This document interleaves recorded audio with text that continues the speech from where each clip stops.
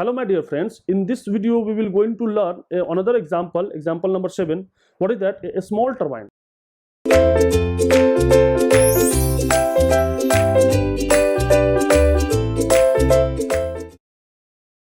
There is a small turbine, there is a turbine, delivers 150 kilowatt and supply steam at 702 megapascal, but obviously this is saturated. Why? Superheated. Why? Because in the case of power plant, the steam inlet condition is superheated.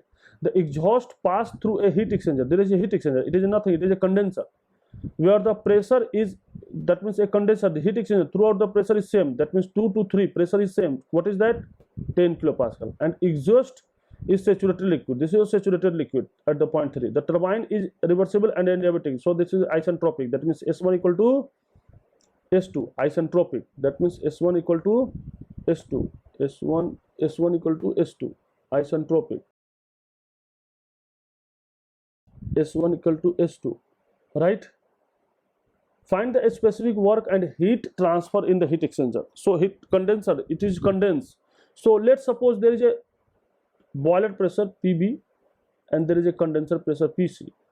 Now the steam is initially at this point 1. Now it will expand at up to 2. It will expand. What is the process? Reversible and adiabatic. So this is isentropic expansion. So entropy will fix. Now it will condense to a saturated liquid at point 3 at a constant pressure. So during this process, what is the heat transfer? So there is no heat transfer, only heat transfer 3 to 2. And what is the work done? What is the work done? That's WT, because this is not perform any work interaction. Heat exchanger not perform any work interaction. Work interaction is only turbine. So if you calculate that specific work, that means work per unit mass. So you calculate. So your system is turbine, and if you find the heat transfer, so your system is heat exchanger. So first of all, second law for a, first of all, second law for which turbine, we take turbine as a system. Initially we take turbine as a system. This is our system, turbine as a system. This is our system, turbine as a system, right? So what is that? Second law. From second law, what is that? This is a control volume. So this is reversible adiabatic. So S1 equal to S2, and one point is given. State 1 is given. How much? 700 degrees centigrade and 2 megapascal. This is superheated. So you find S1 from table, right? So you have S1, so that you have S2. Let's suppose, where is the point 2? So if you calculate it, so from here you find it. So if you calculate S2, the S2 is less than SF, greater than SG. At which pressure? At 10 kilopascal. So S2 is in between SF and SG. So S2 is not here. This is actual point is here. That means S2 is somewhat here. In this point, there is a 2. And this is your process. This is point number 1. So this is your actual process. These are 2 points. 2 is somewhere this point to this point. So this is your wet region. So S2 is where? S2 in saturated mixture. Saturated mixture state. That means at point 2. So you have X. So how you can find X? So we know that, what is that? S1 is equal to S2, and S2 is in super saturated mixture phase. So SF2 plus X2 Sg minus Sf at 2. What pressure? 10 kilopascal. So you have S2, you have this much, you have Sg and you have Sf. So from here we can easily find what is X. So you have Sx. So what is the quality at X2 exit?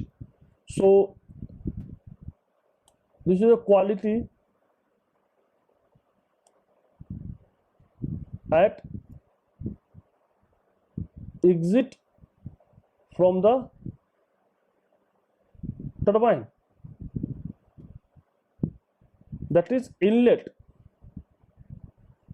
to the heat exchanger. Both are same, or right. So you have X2. Now we apply first law.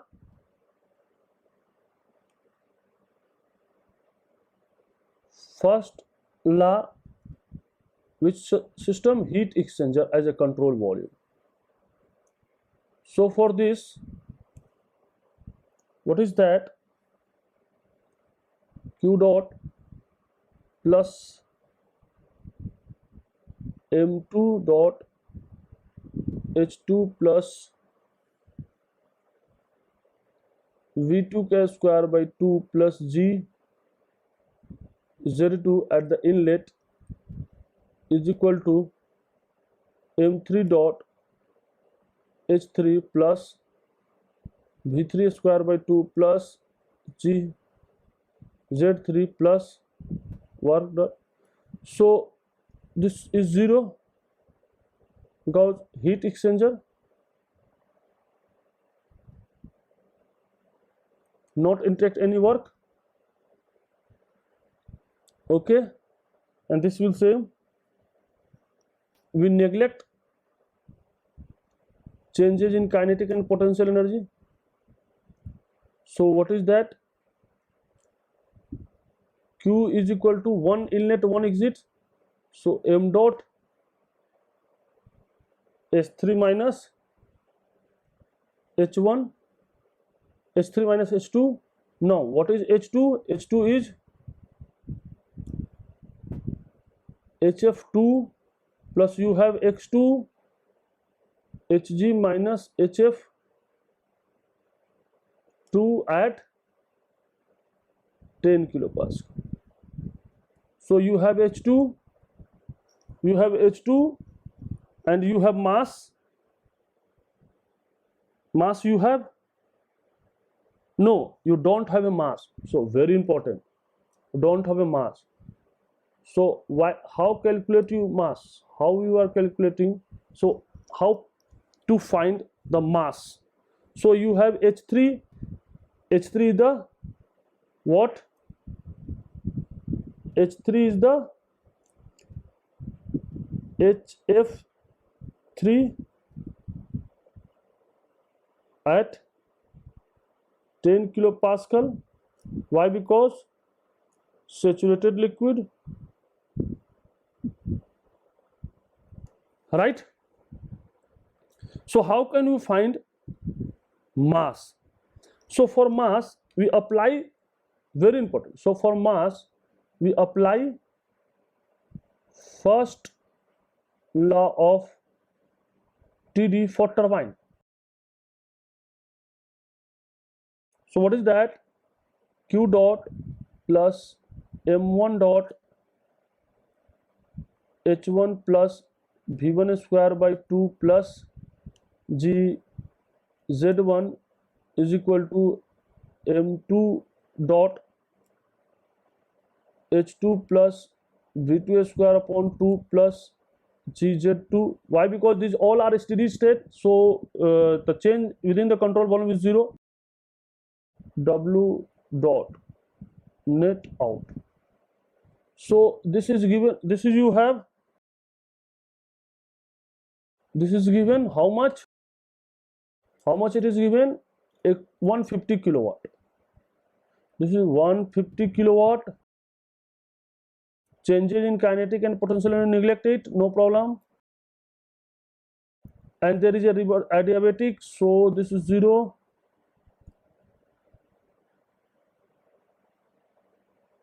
Vatic turbine. Okay, so what is that? You have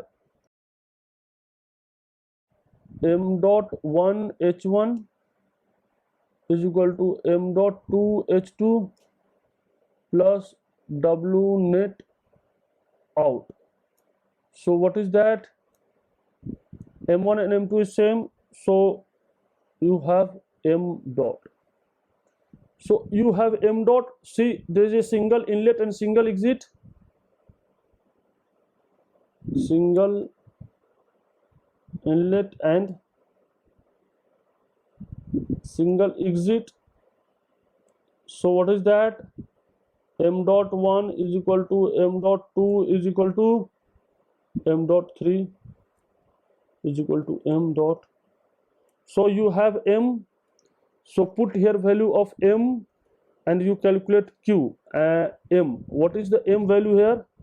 This is, you have 0.1074 kg per second. When you are calculating, this is your value.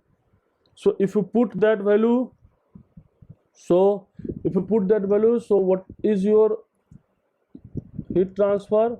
So this your heat transfer is what? Minus 250 kilowatt. So this is your heat transfer. This is your heat transfer. Okay, thank you very much.